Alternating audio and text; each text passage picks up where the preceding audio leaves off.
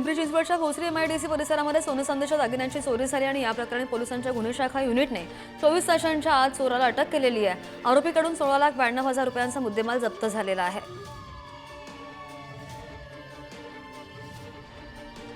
जालन्यामध्ये IPL cricket मॅचवर सट्टा लावणाऱ्या दोघांना पोलिसांनी अटक केली आहे। सदर बाजार पोलिसांनी ही कारवाई केलेली आहे आणि या कारवाईमध्ये 2,000 रुपये रोख आणि मोबाईल लॅपटॉप्स असा एकूण 1,57,000 रुपये किमतीचा मुद्देमाल जप्त झालेला आहे।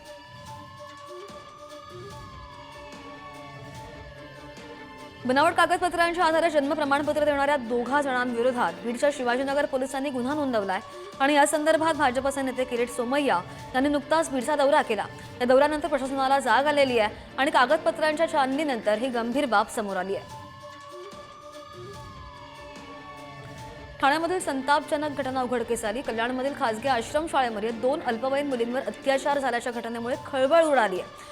जिल्हा महिला बाल कल्याण समितीने या शाळेची पाहणी केली आणि त्यावेळी हा धक्कादायक प्रकार उघडकीस आला। जामखेडच्या 2 मित्रांनी एका झाडाला गळफास घेत आत्महत्या केली आहे। पिंपरी चिंचवडमध्ये ही घटना उघडकीस आलेली होती आणि हे दोघेही चालक आहेत, मात्र त्यांनी एकत्रित आत्महत्या का केली असावी याचं कारण अद्याप अस्पष्ट आहे।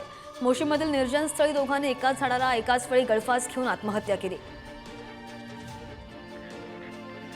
राजगुरुनगरमध्ये बेपत्ता झालेल्या अल्पवयीन तरुणीचा खून झाल्याचं निष्पन्न झालंय। महाविद्यालयीन क्लासला आलेली तरुणी गावामधील व्यक्तीसोबत दुचाकीवरून गेल्याचं CCTV कॅमेऱ्यामध्ये चित्रित झालं। लिफ्ट देण्याच्या बहाण्याने तरुणाने तिचा खून केल्याचं तपासामध्ये आढळून आलंय। अकोल्यामध्ये वयोवृद्ध व्यक्तीची बॅग पळवणाऱ्या व्यक्तीला पोलिसांनी जेरबंद केलाय। 24 तासामध्ये पोलिसांनी गुन्हा उघडकीस आणत आरोपीला अटक केलेली आहे। या आरोपीकडून चोरीचा संपूर्ण मुद्देमाल जप्त करण्यात आलेला असून अटक केलेल्या तिघांकडून पोलिसांनी 1,50,000चा मुद्देमाल जप्त केलाय।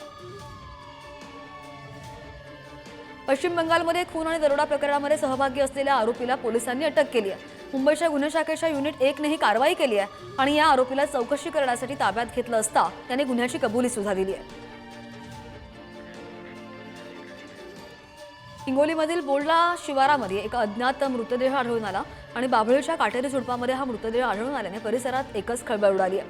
माहिती मिळताच पोलिसांनी घटनास्थळी धाव घेत पोलिसांकडून घटनेचा तपास सुरू आहे। परभणीच्या पूर्णा तालुक्यामधील गोदावरी नदीपात्रामधून वाळू उपसा करणाऱ्यांवर महसूल पथकानं कारवाई केली आहे। कारवाईमध्ये वाळू उपसा करण्यासाठी वापरलेलं साहित्य जप्त झालेलं आहे। तराफे देखील जाळण्यात आले, तर महसूल पथकाने 10 ब्रास वाळू जप्त केली आहे।